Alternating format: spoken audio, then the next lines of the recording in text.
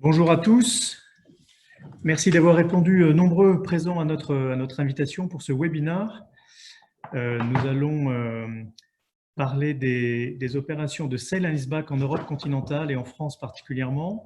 Je suis très heureux d'accueillir Georges Asmar, qui est le fondateur du fonds d'investissement Leadcrest, qui a été créé l'année dernière, qui est spécialisé dans les opérations de sale and leaseback impliquant des entreprises européennes. Et donc, notre promesse aujourd'hui auprès de vous, c'est durant 30 minutes, de passer dans un certain nombre d'objections concernant les opérations de sale and leaseback pour sans doute répondre aux questions que vous posez sur ces sujets. Vous avez la possibilité de nous poser à tout moment vos questions. Et donc, à la fin de la présentation, nous les reprendrons et nous pourrons y répondre en direct. Le support de présentation qui va vous être commenté vous sera également envoyé à l'issue de ce webinaire. Et si évidemment vous avez des questions spécifiques, nous serons très heureux de vous rencontrer en face-to-face pour en discuter.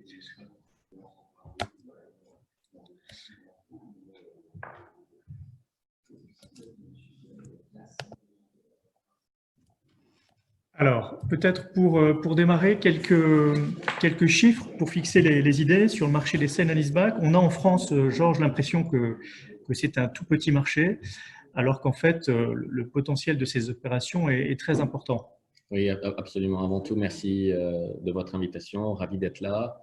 Leadcrest a été créé l'année dernière et est vu aujourd'hui par les banquiers, consultants, brokers comme étant le seul acteur, un fonds d'investissement spécialisé sur ce marché. Maintenant, concernant le sale and leaseback, c'est un produit de financement non bancaire qui a été inventé dans les années 80. Il y a eu quelques opérations de sale and leaseback, notamment en Europe au début des années 2000, avec les anciens monopoles publics, France Télécom par exemple, mais c'est vraiment un produit qui a connu son essor avec la crise financière de 2007-2008. Et pour vous donner un peu un ordre d'idée avec quelques chiffres au niveau US, européen et France, si aux États-Unis, le sale and leaseback, les volumes de sale and leaseback en 2007-2008 étaient aux alentours de 20 milliards de dollars par an, les chiffres de 2019, l'année dernière, il y a eu 74 milliards de dollars de transactions de sale and leaseback. De la même manière, en Europe, si en 2007-2008, toutes les opérations d'externalisation ne représentaient que 3% des volumes d'investissement immobilier, l'année dernière, les chiffres qui sont sortis il y a cela de 3 semaines, nous sommes à 16% et le volume d'externalisation immobilier est à 23 milliards. Donc, c'est un phénomène qui est en pleine croissance. Le troisième chiffre au niveau de la France, vous avez un certain nombre d'entreprises françaises dans le domaine bancaire, dans le domaine de la distribution, mais aussi dans le domaine industriel, qui ont été extrêmement actives dans l'externalisation immobilière. Et on estime en France que dans ces 18 derniers mois, il y a eu entre 1,2 milliard et 1,5 milliard d'euros d'externalisation immobilière. Très bien. Et nous te confirmons que dans nos discussions avec les entreprises françaises et européennes que nous pouvons avoir, le sujet des sale and leaseback est vraiment un thème récurrent, amplifié évidemment par la crise qui nous occupe actuellement. Peut-être, Georges, pour clarifier, poser le paysage, dresser le paysage, une clarification de quelques définitions, voilà, clarifier ce qu'on appelle en fait techniquement un sale and leaseback. Un sale and leaseback, comme je le disais un peu en introduction, c'est un mode de financement non bancaire. Donc, les entreprises utilisent le sale and leaseback comme une manière de s'endetter sur des durées de 10, 15 ou 20 ans. Donc, pour redéfinir ce qu'est le sale and leaseback, c'est extrêmement simple. Une entreprise possède un actif immobilier sur son bilan, quel qu'il soit, c'est important. Pas seulement son siège social ou des actifs commerciaux, mais ça peut être, et on le voit de plus en plus, des actifs industriels. Et elle le monétise, c'est-à-dire qu'il y a un acheteur qui achète l'actif et en échange, l'entreprise paye un loyer. Donc, pour vraiment le simplifier, pour que vraiment tout le monde comprenne, traditionnellement, dans le financement bancaire, une entreprise peut, imaginons, emprunter 10 millions d'euros sur 10 ans. Chaque année, elle va payer un taux d'intérêt. À la fin des 10 ans, elle rembourse ces 10 millions d'euros. Une option alternative de financement non bancaire est de faire une opération de sale and leaseback sur 10 millions d'euros. Chaque année, l'entreprise paiera un loyer à la place d'un intérêt et à la fin de l'année 10, l'entreprise n'est pas obligée de racheter son immobilier et de payer donc son principal. Alors, on comprend bien ce dont il s'agit. On a le sentiment que les sell and leaseback s'appliquent à des actifs existants, déjà construits. Mais en fait, le système peut également s'appliquer à des projets qu'on appelle clés en main, donc à des immeubles à construire. Absolument. Dans le terme anglo-saxon, c'est build to suit. Le build to suit, si on doit le traduire dans le cadre français, ça serait un mélange de VFA plus BFA. C'est très simple. C'est en fait vraiment similaire au sell and leaseback. La seule différence, c'est que l'investisseur institutionnel, donc prenons l'exemple de l'ICREST, s'engage à acheter l'actif à la fin de sa construction. Donc, imaginons qu'une entreprise française ait besoin d'un nouveau siège social, d'une nouvelle usine, et plutôt que d'utiliser ses cash flows opérationnels qui ont un coût du capital assez important, elle utilisera un investisseur institutionnel comme nous, et cet investisseur achètera l'actif en 2021 ou 2022 quand il sera complété. D'accord, donc un système qui s'applique à des immeubles existants dont on veut se défaire de la propriété ou au financement d'actifs à construire. Absolument.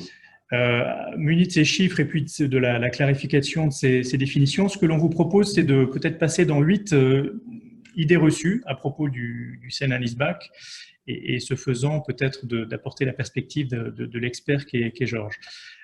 Première idée reçue, Georges, très présente je pense en Europe continentale, en particulier en France, c'est le fait que les opérations de sell and leaseback ne concerneraient que les entreprises qui sont en très grande difficulté financière. Absolument. C'est juste en introduction, c'est important d'adresser toutes ces idées reçues parce que c'est des discussions et des commentaires que l'on entend de manière récurrente.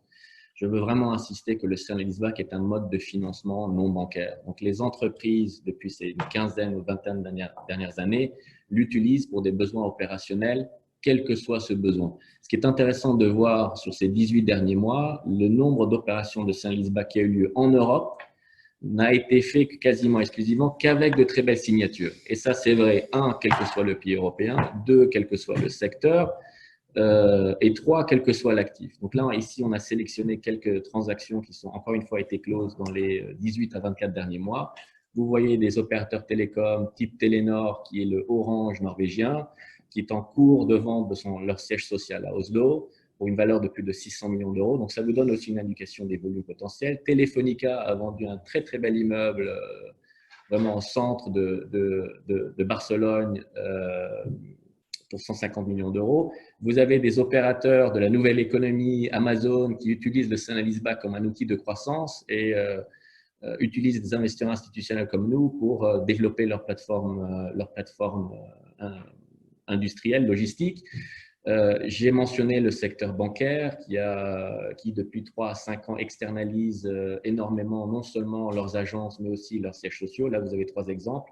L'Allemagne, le Royaume-Uni et la France. L'Allemagne avec Commerzbank. Goldman Sachs a fait une opération de taille très conséquente puisqu'elle a vendu son siège européen à Londres pour 1,2 milliard de pounds. Et la Société Générale qui a vendu un très bel actif à Paris. Voilà. Et pour donner un dernier exemple, comme ça vous aurez l'exemple bureau, logistique, mais aussi retail commercial, Zara a fait une très belle opération sur vraiment sur des actifs prime sur les plus belles avenues d'Europe pour une transaction de plus de 400 millions d'euros l'année dernière. Merci Georges.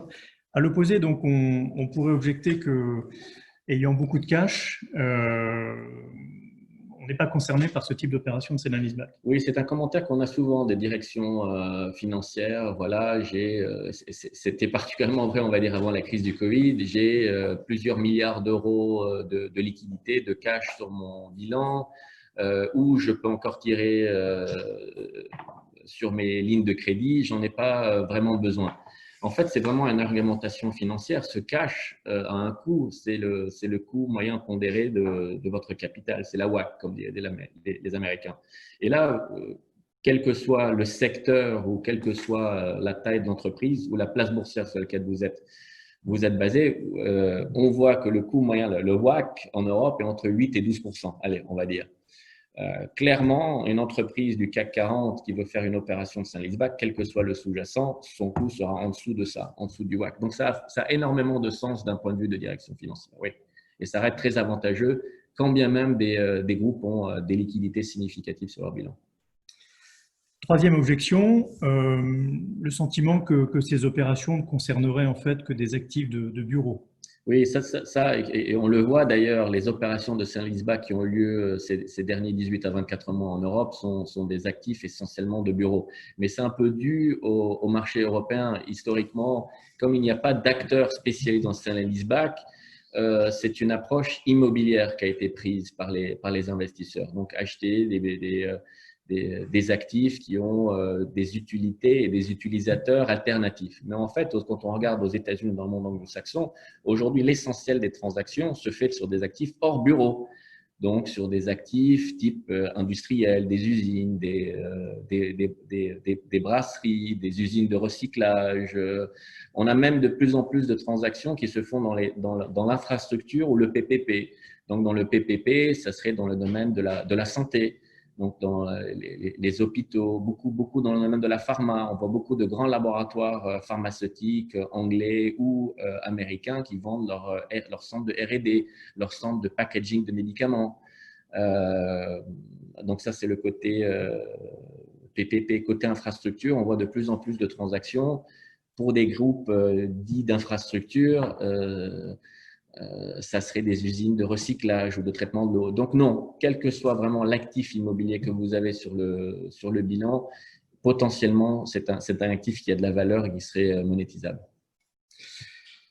Merci. Quatrième objection, le fait que, en fait, je suis massivement locataire de mes actifs, donc je n'ai rien à vendre et rien qui soit éligible à une opération de sale and leaseback. En quoi est-ce que ce dispositif peut m'intéresser? Ça c'est important et on va en reparler un peu plus tard dans notre discussion. Encore une fois, le sale and leaseback est une alternative au financement bancaire. Donc, si on revient à la base, pourquoi une entreprise va aller faire appel à un prêt bancaire? Tout dépend de son objectif opérationnel. Vous allez avoir des objectifs qui vont être des situations de fusion-acquisition. Elle va acheter un compétiteur. Vous allez avoir des entreprises qui ont des situations de croissance. Très important, ça. Beaucoup d'entreprises ne cherchent pas qu'à couper les coûts, mais plutôt gagner des parts de marché, aller développer des nouveaux produits, aller dans de nouveaux pays. Évidemment, il y a des sujets d'optimisation de bilan et de création de liquidité. Donc, quand bien même, pour revenir à ta question, Guillaume, une entreprise peut ne pas avoir d'actifs immobiliers. Je vais vous donner l'exemple à gauche sur le slide numéro 13. Nous avons travaillé avec une entreprise qui était en fait locatrice de 3 entrepôts. Et ce qui est intéressant, c'était la direction financière et la direction opérationnelle. Leur commentaire est, comme nous avons 3 entrepôts, d'un point de vue gestion des stocks, gestion de l'inventaire, ce n'est pas optimal. Est-ce qu'il y a une manière de couper ou de réduire les coûts? Eh bien, nous avons travaillé avec eux via une solution de build-to-suit, donc ce mélange VFA-BFA, où ils sont passés d'une situation de locataire de 3 entrepôts à une situation de locataire d'un entrepôt.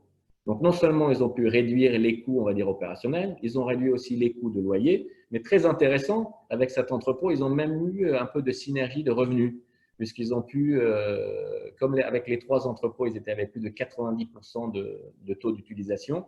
Le nouvel entrepôt leur permettait d'être aux alentours de 65-70% de taux d'utilisation, donc de croître. Donc ça, c'est un exemple assez intéressant. Quand bien même vous n'avez pas d'actifs immobiliers, vous pouvez travailler. Un autre très intéressant, un sujet intéressant qui est un sujet de croissance. Le sale and leaseback, encore une fois, peut permettre à une entreprise de gagner des parts de marché. Donc, une entreprise qui veut développer des usines dans un nouveau pays, qui veut développer une chaîne de magasins, une chaîne de points de vente, qui a peut-être besoin d'un siège régional ou local, plutôt que d'utiliser ses cash flows opérationnels, dont on a vu les coûts sont assez importants, elle est entre 8 et 12%, peut faire appel à ce capital. Peut-être un exemple que tu m'avais cité que j'avais trouvé intéressant, c'était votre accompagnement d'une chaîne de distribution. Absolument. Qui avait des objectifs de croissance Absolument. très importants en Absolument. matière d'ouverture de points de vente et tu avais structuré une opération assez innovante.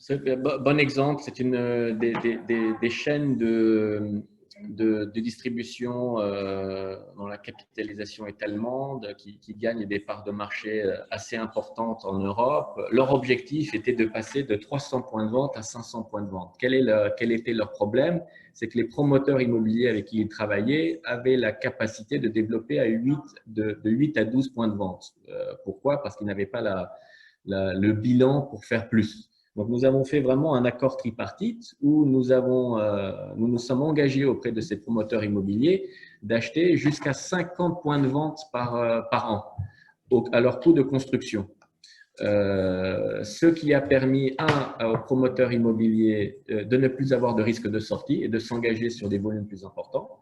Ce qui a permis, d'autre part, à cet acteur de la grande distribution de rentrer dans ses objectifs de croissance. Et nous, ça nous a permis d'avoir non seulement le volume en termes de transactions, mais un partenariat à long terme. Parce que notre objectif, de la même manière que les entreprises ont des partenaires bancaires avec qui ils travaillent sur le long terme, n'est pas de faire une transaction one-off, mais d'être un vrai partenaire long terme, sur tous vos sujets immobiliers d'ailleurs.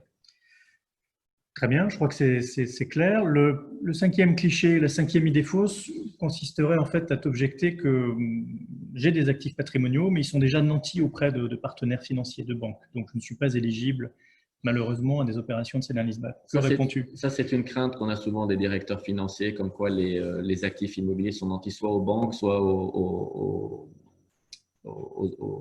propriétaires d'émissions obligataires. En fait, les banques et tous ces créanciers sont très positifs sur les opérations de sell and leaseback. Pourquoi?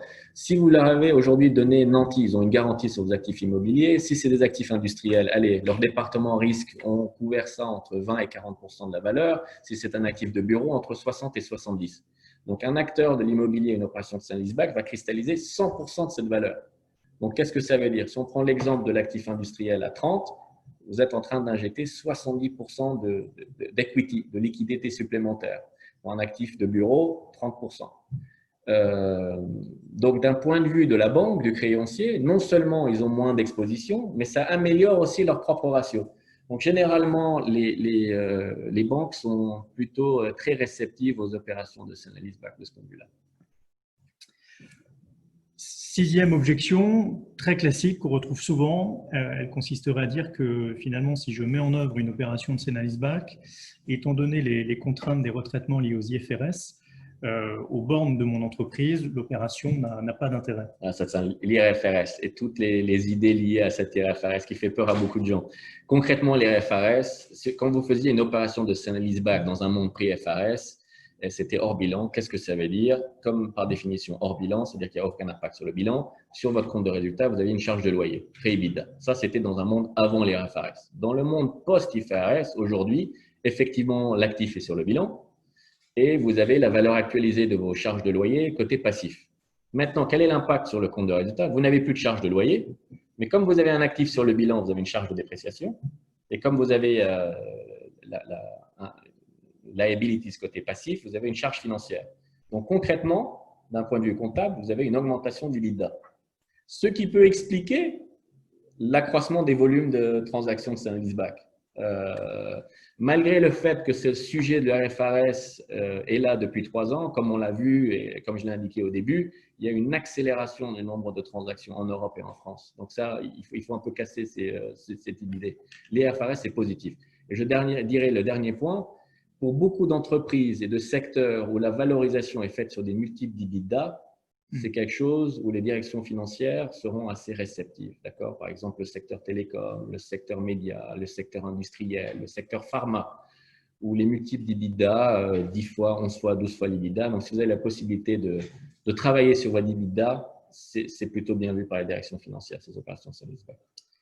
Merci Georges. On a vu beaucoup d'objections très financières justement. L'avant-dernière, la 7e, elle concerne le fait que quand je suis propriétaire, je suis tout de même chez moi et je peux finalement adapter l'actif comme je le souhaite, réaliser tous les travaux que je souhaite mener. Et donc, un sell and leaseback se traduit par une perte de contrôle sur les actifs que j'ai cédés. Qu'en dis-tu?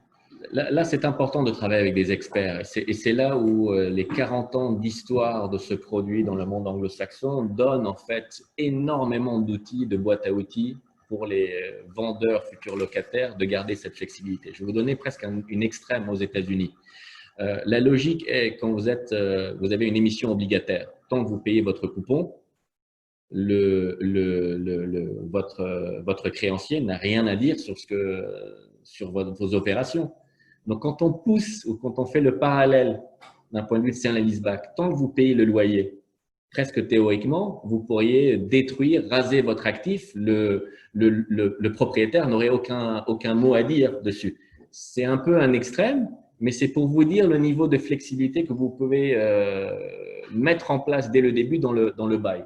Et là, j'ai mis quelques-unes des clauses que nous avons nous-mêmes négociées avec des vendeurs locataires. Vous avez des droits de démolition, des droits d'expansion, des droits de modification, des droits de substitution que l'on peut mettre en place dès le début, qui vous donnent énormément de flexibilité, de rester propriétaire chez vous. Et tous ces droits sans avoir à revenir et de demander des pré-autorisations à votre landlord, à votre propriétaire.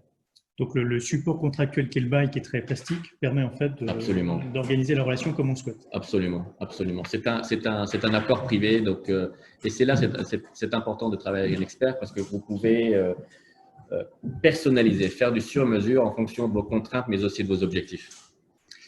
Merci Georges. Dernière objection, évidemment, elle concerne le coût de ces opérations. On pourrait objecter que le coût de tout cela est certainement supérieur à un prêt hypothécaire ou un financement bancaire classique. Que réponds-tu ? C'est incorrect parce qu'il y a des comparaisons qui ne sont pas comparables. C'est effectivement aujourd'hui énormément d'entreprises, que ça soit pré-Covid comme post-Covid, peuvent emprunter à des taux extrêmement bas. Mais il faut regarder le détail de ces prêts. Pré-Covid aujourd'hui, même si vous êtes une entreprise avec une participation de l'État, les emprunts étaient sur des durées de 5 ans ou 7 ans. Aujourd'hui, post-Covid, on voit toujours ces taux d'intérêt extrêmement bas. Les durées ont augmenté un peu de 10 ans. Mais des prêts bancaires de plus de 10 ans sont extrêmement rares, voire n'existent pas. Donc, une opération de sale and leaseback comparée par rapport à un prêt bancaire, numéro 1, ça vous permet de lever des montants très importants. Deuxièmement, sur des durées très importantes. Troisièmement, pas d'amortissement. Le sale and leaseback, je sais que je le compare depuis le début à un prêt bancaire. C'est un prêt bancaire sans amortissement. Donc, vos mensualités ou vos annuités sont beaucoup plus basses que dans le cas d'un crédit bail, par exemple, vous avez l'amortissement ou d'un prêt bancaire. Et il ne faut pas oublier la flexibilité parce qu'effectivement, avec un prêt bancaire, vous avez beaucoup de covenants et de restrictions sur l'usage du capital, des net debt EBITDA, ce que vous n'avez pas dans un bail classique. Donc, le sale and leaseback, et ce qui explique un peu sa croissance, notamment dans le monde anglo-saxon, a des avantages en fait très clairs par rapport au financement bancaire. Et sur la durée, Georges, pour clarifier, puisque je pense qu'en France, on a en tête des durées contractuelles de 9 ans, ouais. Il est possible d'aller au-delà de ces durées dans le cadre d'opérations de sale and leaseback. Absolument. Aujourd'hui, effectivement, la norme, c'est du 9 ou du 12 ans, mais nous avons fait un certain nombre de transactions de sale and leaseback avec des durées entre 15 et 20 ans sur des actifs industriels. Finalement, la contrainte est très simple, c'est juste un droit d'enregistrement. Après, c'est une négociation commerciale. Qui paye ce droit d'enregistrement? Est-ce que c'est l'acheteur, c'est le vendeur? Est-ce qu'il est partagé? Mais oui, bien sûr, il n'y a aucune restriction. Il y a une norme, une pratique, mais il n'y a pas de restriction légale ou réglementaire. Oui. Merci. En conclusion, peut-être rappeler finalement le type de deal qui pourrait être envisageable avec un partenaire financier tel que Leadcrest, que tu nous redonnes les grandes caractéristiques des actifs ou des deals éligibles à ces opérations de sale and leaseback. Bien, merci. Nous sommes vus, comme je l'ai dit au début, aujourd'hui comme le premier acteur purement européen, c'est-à-dire non seulement notre fonds d'investissement a le siège en Europe, nos bureaux sont en Europe, nos équipes sont européennes. Évidemment, nos connaissances sont les variations des différences de marché européennes. L'Europe, ce n'est pas les États-Unis. Des transactions en Espagne sont très différentes de transactions en France, qui sont très différentes de transactions en Allemagne. Et 100% de nos investisseurs sont des investisseurs européens. Ce qui est important dans des sujets un peu patriotiques, voire sensibles aujourd'hui. Pour répondre à la question des sujets d'investissement, aujourd'hui, en termes de volume de transactions, nous pouvons opérer entre 10 et 100 millions d'euros. Dans quelques situations, on peut faire des volumes de plus de 100 millions d'euros. Ce n'est pas parce que nous sommes en France que nous sommes limités à la France. Nous sommes acteurs européens, donc nous serions ravis d'accompagner les groupes français sur leurs actifs, on va dire essentiellement les 12 principaux pays d'Europe, que ce soit l'Espagne, l'Italie, la Pologne ou l'Allemagne. Troisième chose, tout type d'actifs. Donc, ce n'est pas seulement, encore une fois, les sièges, mais seront ravis de discuter de sujets industriels. Voilà. Et locataires, tout l'éventail de locataires, on ne se focalise pas uniquement ou exclusivement sur les grands groupes. Ça peut être des entreprises à la fois publiques et privées, dont la capitalisation peut être familiale ou publique d'ailleurs. Merci Georges. Il nous reste quelques instants. Nous avons quelques questions. Les Sena-Leaseback font partie de l'actualité. On a vu que Renault avait négocié un prêt avec l'État français de 5 milliards d'euros. Il en est de même avec Air France. Est-ce que tu peux nous donner peut-être la teneur des discussions que tu as avec des entreprises en France et ailleurs en Europe? Alors, pour vous donner un peu le pouls des discussions, on va dire, post-Covid, je vous donne quelques données. Premièrement, le volume de discussion s'est significativement accéléré. On a quasiment doublé le nombre de discussions avec des entreprises françaises. Deuxièmement, la qualité de ces discussions s'est aussi augmentée, c'est-à-dire avec des entreprises, et pas seulement du CAC 40, familiales, très peu taux d'endettement. Donc, le volume et la qualité a augmenté. Troisièmement, ce qui est très intéressant, c'est que les objectifs sont très différents. Donc, on a des discussions de sale and leaseback, d'opérateurs qui voient leurs compétiteurs en situation de difficulté, donc des situations de fusion-acquisition, veulent acheter le compétiteur et veulent créer des liquidités. Donc, le sale and leaseback serait concomitant à une opération d'M&A. Situation 1. Situation 2, intéressante, sans rentrer dans des sujets un peu sensibles, c'est des entreprises qui vont recevoir des aides de l'État et donc ils veulent soit minimiser ces aides de l'État et donc l'implication de l'État dans leur day-to-day business ou rembourser l'État. Évidemment, une opération de sale and leaseback est moins chère qu'une émission d'actions. Et quand on revoit ce qui s'est passé en 2008-2009, beaucoup des banques qui ont reçu des aides de l'État en Europe ou aux États-Unis ont fait des émissions d'actions. Et on revient à l'histoire du coût du capital. Donc, situation numéro 2, je dirais limiter l'influence de l'État. La troisième situation est des groupes qui, encore une fois, ont des taux d'endettement très faibles, pourraient tirer sur certaines de leurs lignes bancaires, mais qui préfèrent créer des liquidités non bancaires pour se permettre d'utiliser ces lignes bancaires si et quand nécessaire. Donc, nous avons des discussions beaucoup plus avancées, on va dire, très intéressantes sur ces deux sujets très divers.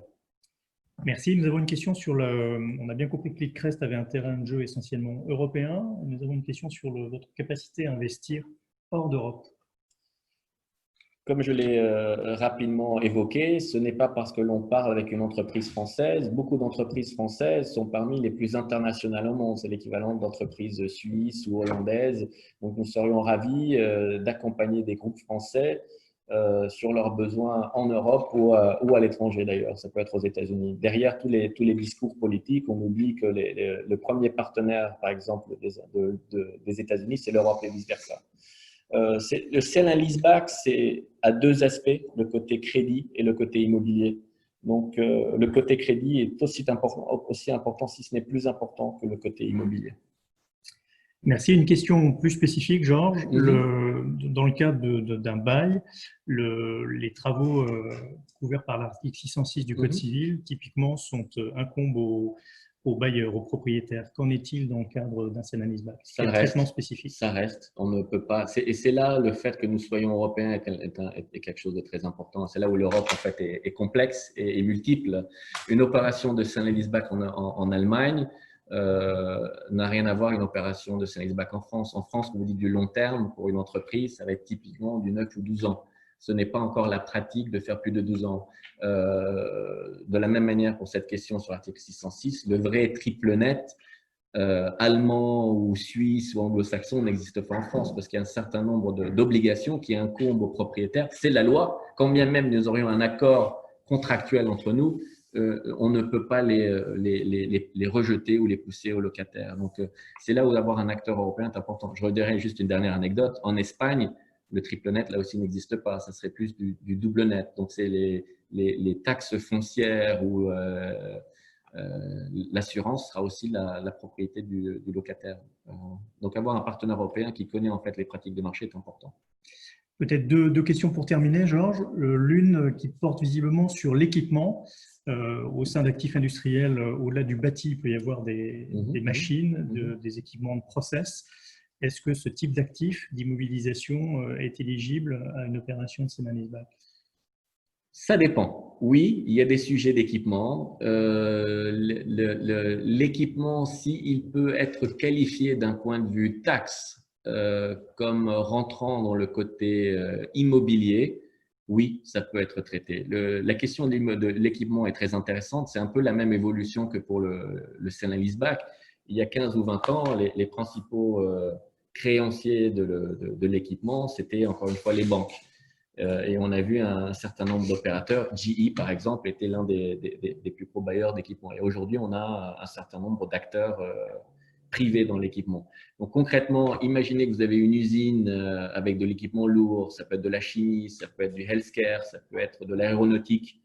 Une partie de cet équipement peut qualifier dans une opération de sell and leaseback, ce qui permet en fait aux vendeurs locataires d'avoir un seul partenaire. Dernière question, Georges, et nous conclurons. Une question relative aux IFRS. On a bien compris l'impact positif d'un sell and leaseback sur le compte de résultat, sur l'EBITDA, qui a tendance à augmenter puisque les frais financiers sont sous l'EBITDA. Qu'en est-il du bilan? Est-ce que la taille du bilan s'améliore? Elle a tendance, d'après ce que je comprends, à diminuer. Oui, alors sur l'actif, ce côté bilan, tout dépend de la durée en fait, des baux. Et c'est là où il faut encore une fois rentrer dans le détail. Mais effectivement, vous avez la valeur actualisée des obligations de loyer fixes qui vont être capitalisées sur le bilan. Mais là, encore une fois, on a des opérations de sell and leaseback où on va diviser les loyers, une partie variable, une partie non variable. Un peu comme dans l'hôtellerie, vous avez un pourcentage de votre loyer qui est basé sur vos revenus, ce qui permet de minimiser l'impact sur le bilan. Il y a des opérations qui sont en train de se faire dans ce cadre-là. Mais la question est tout à fait opportune. D'un point de vue strictement comptable, l'IFRS impacte le bilan de manière négative. Typiquement, votre dette va augmenter, mais le compte de résultat de manière positive, puisque votre EBITDA va augmenter. Donc, tout dépend du critère en fait, de décision et de la structuration spécifique au client. Et du secteur. Parce qu'effectivement, par exemple, dans les secteurs type télécom, type healthcare, où l'EBITDA est particulièrement important, on regarde en haut dans le cash flow opérationnel, on voit une accélération des opérations de sell and leaseback. Les secteurs qui sont plus l'énergie, utilities, etc., qui sont plus valorisés sur des multiples de PI, là, c'est assez neutre, voire légèrement négatif. Beaucoup de questions, donc on ne va pas pouvoir toutes les traiter. J'en prends une dernière sur l'âge des bâtiments. Est-ce que ces opérations portent systématiquement sur des actifs récents ou est-ce que ça n'est pas forcément le cas? Non, encore une fois, une opération de sell and leaseback, de notre point de vue, quand on en regarde nos critères d'investissement, il y a 3 critères. Il y a le premier critère, c'est le côté immobilier. Donc, on va analyser l'immobilier comme n'importe quel acteur immobilier. Le prix au mètre carré, les comparaisons, le loyer au mètre carré, etc. Utilisation alternative. Il y a une valeur crédit. Donc, concrètement, comment valoriser ou pricer notre deal. On va regarder le bilan d'une entreprise et on va essayer de voir comment cette entreprise peut emprunter sur 10, 15 ou 20 ans. Et le troisième critère qui est aussi important que les 2 premiers, c'est la criticalité de l'actif. Donc aujourd'hui, dans un monde post-Covid, je préférais acheter une usine, nous chez Leadcrest, plutôt que le siège social. Par exemple, pour revenir sur un des thèmes qui est cher à Upside, sur tous les domaines d'optimisation du parc, notamment de bureaux. Oui, donc l'âge est un des nombreux critères, mais le plus important pour nous, c'est le crédit. Crédit, donc c'est-à-dire industrie, entreprise, analyse de son bilan. Deuxièmement, l'immobilier, l'âge étant un des nombreux critères évolués. Et troisièmement, l'aspect on va dire critique. Donc, une usine de médicaments qui date des années 50 ou 60, ça ne nous fait pas peur. Bien au contraire, c'est assez intéressant d'un point de vue opérationnel. Bien, merci Georges. Georges Asmar, fondateur de Leadcrest Capital. Merci à tous pour votre attention. Nous vous le redisons, ce webinaire sera disponible sous forme de vidéo en téléchargement. Nous vous enverrons le lien. La présentation sera également disponible. Et n'hésitez pas par ailleurs à nous solliciter si vous souhaitez prolonger cette conférence online par des conversations en one-on-one. Merci beaucoup à tous. Très bon appétit. Prenez bien soin de vous et à bientôt, nous l'espérons. Très bonne journée. Merci.